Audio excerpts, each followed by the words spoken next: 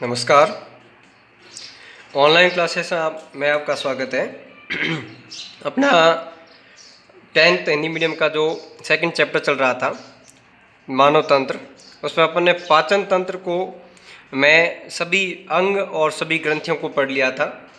अब हम देखते हैं कि पाचन की जो प्रक्रिया है यानी भोजन का जो पाचन है वो किस प्रकार से संपन्न होता है और ये किस प्रकार से यांत्रिक और रासायनिक पाचन के रूप में हमारी आहार नाल से गुजरता है। तो अपने यहाँ से टॉपिक स्टार्ट किया जिसका नाम क्या है, भोजन का पाचन। यकृत तक का कार्य जो उससे पहले वाले वीडियो में हमने पढ़ लिया था और कंप्लीट हो चुका था। पढ़ते हैं इसके आगे। अपने कुछ पॉइंट बनाए हैं इसके। आहार नाल के भीतर अंगों एवं ग्रंथियों से स्त्रावित एंजाइम भोजन के पोषक तत्वों का जल अपघटन कर सरलीकृत करते हैं। तो यहाँ बात समझना, यहाँ पर दो नाम आ रखे हैं अपने पास। एक तो एंजाइम जो है वो क्या कर रहे हैं, एंजाइम पदार्थों का जल अपघटन कर रहे हैं और जल अपघटन करके उन पदार्थों का क्या कर रहे हैं, सरलीकरण कर रहे हैं, यानी वो जटिल कार्बनिक पदार्थों को सरल कार्बनिक पदार्थों में परिवर्तित करते हैं। तो नाम याद रखना अच्छी तरीके से, नाम है एंजाइम। क्या नाम है, एंजाइम। तो ये करते क्या है, अपना अच्छी तरीके समझ आ गया कि जल अपघटन करते हैं किसका, कार्बनिक पदार्थों का, और क्या करते हैं, सरलीकरण करते हैं। तो अपन ने लिखा है कि पाचन में कार्य करने वाले प्रमुख एंजाइम निम्न प्रकार से अपने को 4 कैटेगरी में परिवर्तित किया है। कैटेगरी जो है वो डिपेंड करेगी कि पदार्थ किस प्रकार का है। पदार्थ हम जानते हैं हमारे जो भोजन के जो घटक थे उसमें मुख्यतः 4 प्रकार से पदार्थ आ रहे थे। ठीक है, उनको देख लेते हैं अपन। सबसे पहले है कार्बोहाइड्रेट। क्या है, कार्बोहाइड्रेट। अब कार्बोहाइड्रेट कई प्रकार के होते हैं। ठीक है, सुक्रोज, माल्टोज, ग्लूकोज। तो उसी पदार्थ के आधार पर जो है ना वो हम इसका वर्गीकरण देखते हैं। तो बात समझना कि एमिलेस एंजाइम, ठीक है, माल्टेज एंजाइम और सुक्रेज एंजाइम।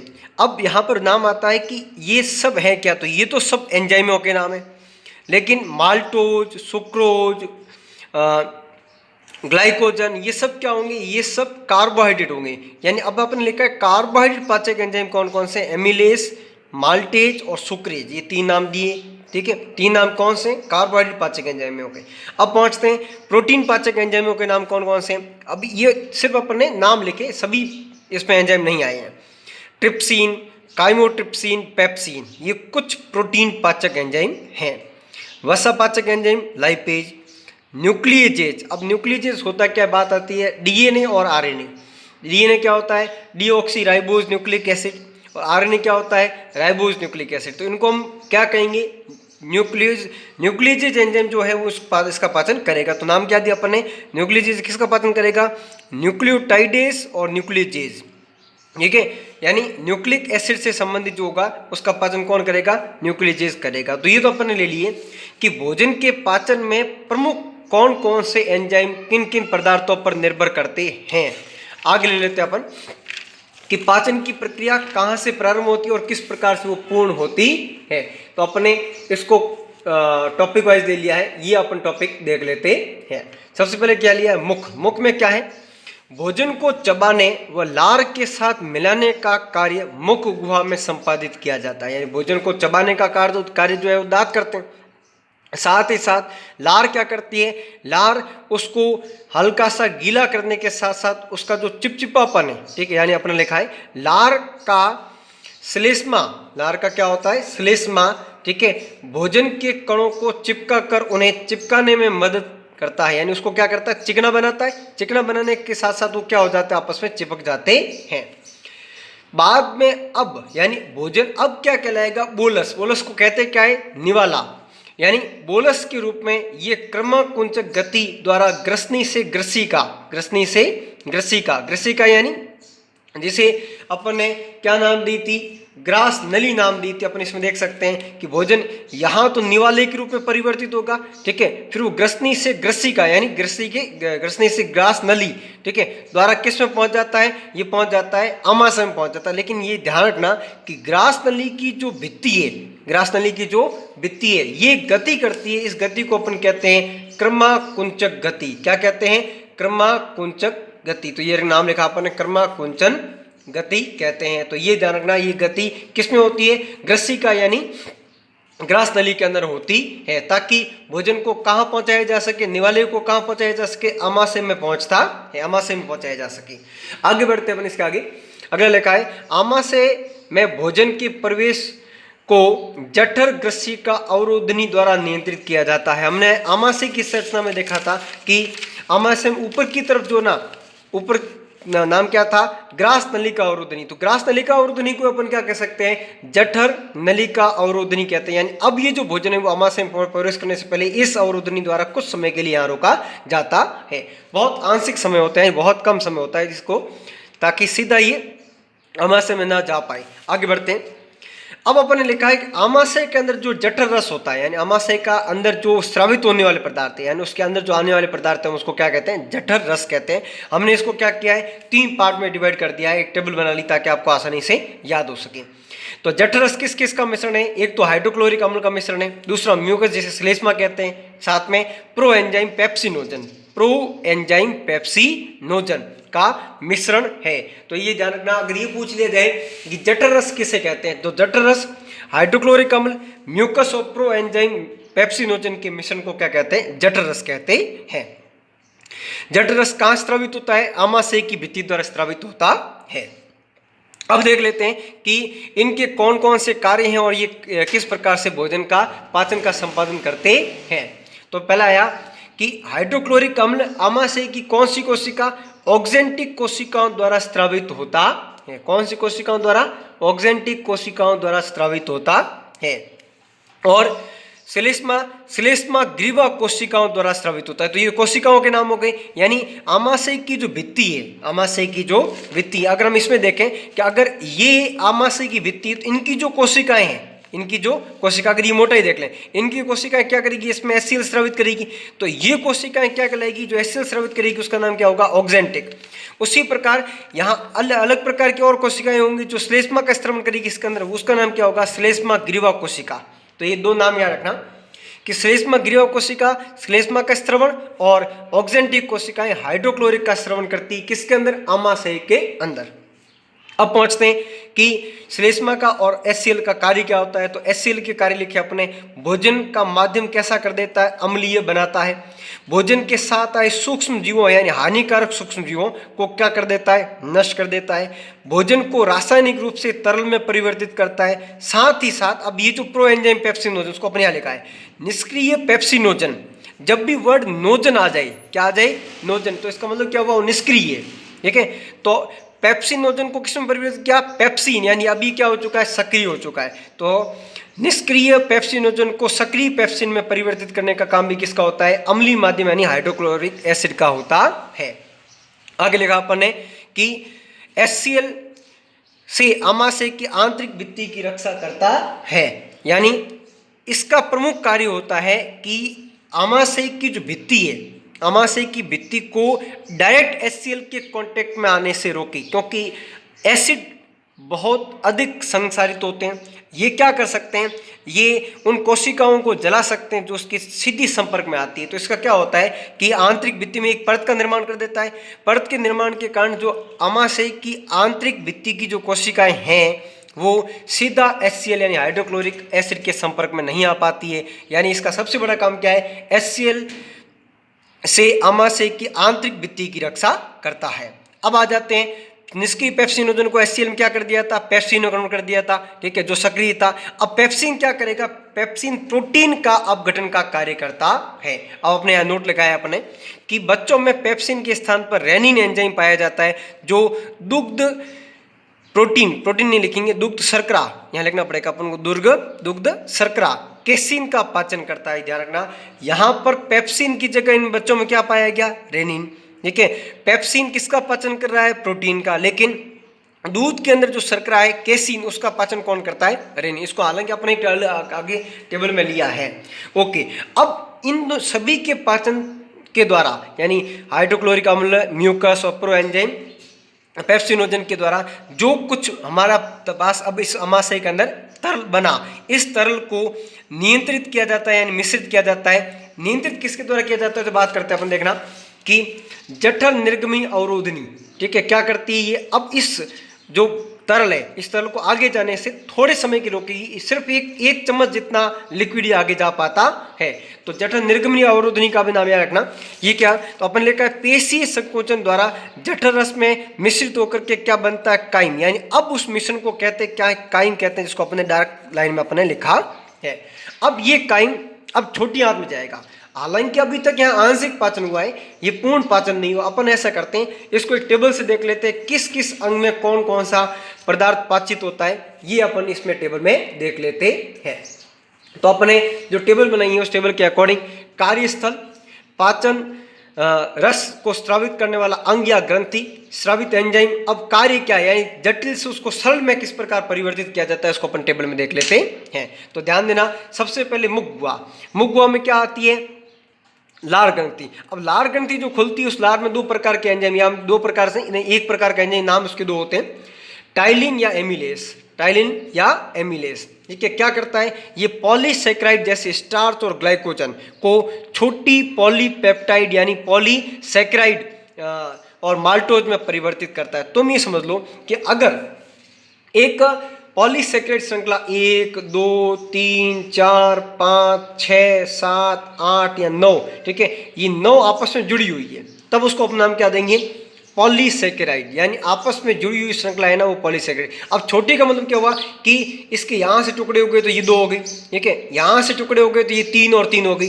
इस प्रकार छोटी छोटी पॉलीपेप्टाइड श्रृंखला, पॉलीसैकेराइड श्रृंखला, पेप्टाइड नहीं है नाम आएगा, नाम आ रहा है, पॉलीसैकेराइड श्रृंखलाओं में तोड़ देता है। पॉलीसैकेराइड श्रृंखला का ही नाम है माल्टोज। क्या नाम है, माल्टोज। पहुंचते हैं आमाशय में। आमाशय में कौन सा रस आता है, जठर रस आता है, जैसे अपने यहाँ पे देखा था। उसमें कौन सा एंजाइम था, पेप्सिन और रेनिन। पेप्सिन क्या करता है, प्रोटीन को पेप्टाइड में कन्वर्ट करता है, यानी परिवर्तित करता है, और केसिन क्या करता है, केसिन पैराकेसिन में परिवर्तित करता है। पहुंच जाते हैं छोटी आंत। अब छोटी आंत में खुलने वाला अग्नाशय, छोटी आंत में खुलने वाला अग्नाशय देख लेते हैं कि यामाशय, अमाशय के बाद अपन ने ये सी आकार का, ठीक है, सी आकार का ड्यूडिनम या ग्राणी है, इसके अंदर ये जो है ना, इसका नाम क्या है, अग्नाशय। तो अग्नाशय अपना रस है उसके अंदर स्रावित करेगा भोजन के साथ साथ, भोजन इसके आगे जाएगा तब यहाँ से जो रस है वो इसके अंदर प्रवेश करता है। तो देख लेते हैं अग्नाशय में क्या होता है, amylase, trypsin, chymotrypsin, carboxypeptidase, lipase और न्यूक्लियेज। तो क्या करते हैं देख लेते हैं। एमिलेस करता है स्टार्च को माल्टोज में परिवर्तित। ट्रिप्सिन क्या करता है, ट्रिप्सिन प्रोटीन को पेप्टाइड में परिवर्तित करता है। काइमोट्रिप्सिन प्रोटीन को पेप्टाइड, कार्बोक्सीपेप्टिडेज प्रोटीन को पेप्टाइड और एमिनो। तो इसका मतलब क्या हुआ कि ये तीनों ट्रिप्सिन, काइमोट्रिप्सिन और कार्बोक्सीपेप्टिडेज प्रोटीन पाचक एंजाइम हुई, ठीक है, जबकि ये कार्बोहाइड्रेट पाचक एंजाइम हो गया, ठीक है। अब आ जाते हैं वसा या लिपिड को। तो लाइपेज एंजाइम क्या करता है, वसा को मोनोग्लिसराइड और वसीय अम्ल में परिवर्तित कर देता है। साथ में डीएनए और आरएनए, यानी पादप कोशिकाओं के साथ साथ या जंतु कोशिकाओं के साथ साथ क्या आ सकते हैं, उसका डीएनए और आरएनए आ सकता है। तो डीएनए और आरएनए को पाचित करने वाले एंजाइम का नाम क्या होता है, न्यूक्लियेज। तो डीएनए और आरएनए को क्या करता है, न्यूक्लियोटाइड। अभी न्यूक्लियोटाइड बड़ी श्रृंखला है, छोटी श्रृंखला नहीं अभी भी, ठीक है। बड़ी श्रृंखला कैसे, जैसे अगर ये 9 की श्रृंखला थी तो 3 की श्रृंखला हुई या 2 की श्रृंखला हुई, तो इसको भी हम अभी 2 में परिवर्तित कर रहे हैं। इसका मतलब अभी 1 नहीं हुआ। तो जब तक 1 यानी इकाई के रूप में परिवर्तित न हो जाए तब तक भोजन का पूर्ण पाचन नहीं होता है। अब पहुंचते हैं छोटी आंत में। आंतरी रस, यानी आंत की जो भित्ति है वो खुद एक रस का स्त्रवण करती है, उसको हम क्या कहते हैं, आंतरी रस कहते हैं, ठीक है। ओके, ये क्या करता है, माल्टेज एंजाइम इसके अंदर माल्टोज को ग्लूकोज में परिवर्तित करता है। लैक्टेज एंजाइम लैक्टोज को ग्लूकोज में परिवर्तित करता है।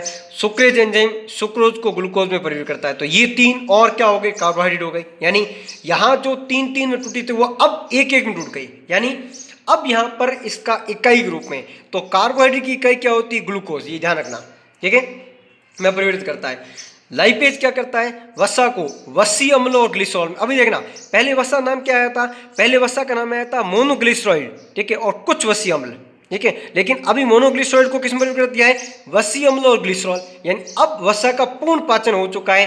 तो वसा की इकाई क्या होती है, वसा की इकाई होती है वसीय अम्ल और ग्लिसरॉल। अब आ जाते हैं न्यूक्लियेजेज। तो न्यूक्लियेजेज ने यहाँ क्या किया था, न्यूक्लियोटाइड। तो यहाँ क्या हो गया, न्यूक्लिक अम्ल और न्यूक्लियोटाइड को किस में परिवर्तित किया? न्यूक्लियोसाइड, ये टाइड नहीं देखना, यहाँ क्या है? न्यूक्लियोसाइड और शर्करा में परिवर्तित कर दिया। ठीक है, डाईपेप्टिडाइडेज, इसका नाम है डाईपेप्टाइडेज। डाईपेप्टाइडेज ये क्या करता है? डाईपेप्टाइड को अमीनो अम्ल में परिवर्तित कर देता है। ठीक है, तो अमीनो अम्ल किसकी इकाई होगी? प्रोटीन की। तो प्रोटीन की सबसे छोटी इकाई होती है अमीनो अम्ल। अब आ जाते हैं फॉस्फेटेज, ये क्या करता है? न्यूक्लियोटाइड के अंदर जो बच गया, ठीक है, नाइट्रोजन क्षारक और राइबोज शर्करा को परिवर्तित करता है। यानी अब यहाँ पर डीएनए और आरएनए का पूर्ण पाचन हुआ। ठीक है, ओके, तो ये तो हुआ कि किस किस अंग में कौन कौन से पदार्थ का कौन कौन से एंजाइमों द्वारा किस किस में परिवर्तित होता है। ध्यान रखना, ये तो एंजाइम है और ये किस पदार्थ का किस पदार्थ में, यानी उसकी इकाई में किस प्रकार परिवर्तन होता है।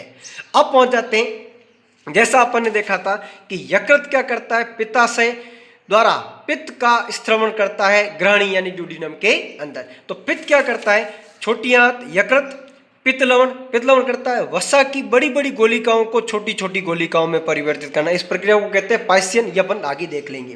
ओके, तो अपन देख लेते हैं कि अब भोजन का यानी पचे हुए भोजन का क्या होता है और अपशिष्ट जो भोजन है उसका निष्कासन किस प्रकार से होता है। तो अपन इसको पॉइंट वाइज बनाया है। आमाशय से भोजन छोटी आंत में पहुंचता है। अब छोटी आंत में जैसा अपन ने देखा किन किन पदार्थों से कौन कौन से एंजाइमों ने परिवर्तन किया। यहाँ विभिन्न नलिकाओं द्वारा अग्नाशयी रस, पित्त लवण और आंत रस छोड़े जाते हैं। हमने ये भी देख लिया कि अग्नाशयी रस में कौन कौन से एंजाइम थे, पित्त लवण ने क्या काम किया ये भी देख लिया, और आंत रस में कौन कौन से एंजाइम थे और उन्होंने क्या क्या काम किया। अब बात करते हैं कि पित्त वसा का क्या करता है? पाइसियन। पाइसियन का मतलब क्या होता है? वसा की बड़ी बड़ी गोलिकाओं का छोटी छोटी गोलिकाओं में परिवर्तित करने की प्रक्रिया को हम क्या कहते हैं? इमल्सिफिकेशन या पाइसियन कहते हैं। ध्यान रखना, यहाँ पर लिखा अपन ने यह वसा के लिए आवश्यक है। ठीक है, साथ ही पित्त लाइपेज एंजाइम को भी क्या कर देता है? सक्रिय कर देता है। क्यों? क्योंकि अब वसा की बड़ी बड़ी गोलिकाओं का परिवर्तन किस में हो चुका है? वसा की छोटी छोटी गोलिकाओं में हो चुका है। तो ध्यान रखना, पित्त कोई एंजाइम नहीं है, पित्त एक लवण है जो मात्र भोजन में सिर्फ एक ही का पाचन करता है, जिसका नाम क्या है? वसा या लिपिड। ओके, ग्रहणी में सरलीकृत पदार्थ छोटी आंत से अग्र सुदांत्र और अग्र सुदांत्र से सुदांत्र भाग में क्या होते हैं? अवशोषित होते हैं। तो ध्यान रखना, ग्रहणी में तो पाचन हुआ, अग्र सुदांत्र और सुदांत्र यानी जैजुनम और इलियम में क्या हो गया? अवशोषण हो गया। अब ये अवशोषित होकर के रक्त द्वारा शरीर के विभिन्न भागों तक या विभिन्न कोशिकाओं तक पहुंचा दिए जाते हैं। इसका मतलब क्या हुआ? अवशोषित होने के बाद भोज्य पदार्थ जो है वो इकाई के रूप में अब रक्त में प्रवेश कर चुके हैं। अब जो नहीं बचे उनका क्या हुआ? अवशोषित पदार्थों को विभिन्न कोशिकाओं की सहायता से रक्त में पहुंचा दिया जाता है, ये बता दिया आपने। अपाचित तथा अनवशोषित पदार्थ सुधांत्र से बड़ी आंत में जाते हैं। ओके, बड़ी आंत का मुख्य कार्य जल और लवण का क्या करना? अवशोषण, और शेष रहे अपाचित पदार्थों का क्या करना? उत्सर्जन करना है।